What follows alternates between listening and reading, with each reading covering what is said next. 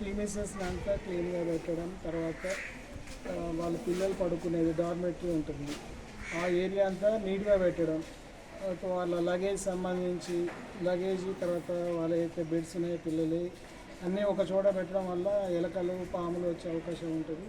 వాటిని అన్నీ ఒక దగ్గర పెట్టకుండా పిల్లల్ని బెడ్స్ పైన పడుకోబెట్టడం, తర్వాత బ్యాగ్స్ ఏమైనా ఉంటే దూరంగా పెట్టడం, తర్వాత కిచెన్ వచ్చేసరికి దాన్ని నీట్గా పెట్టడం, ఫుడ్ మంచిగా హైజీనిక్గా ప్రిపేర్ చేసి పిల్లలకు మంచి ఫుడ్ పెట్టగలిగితే వాళ్ళు ఆరోగ్యంగా ఉంటారు, ఎలాంటి హెల్త్ ఇష్యూస్ రాకుండా ఉంటాయి.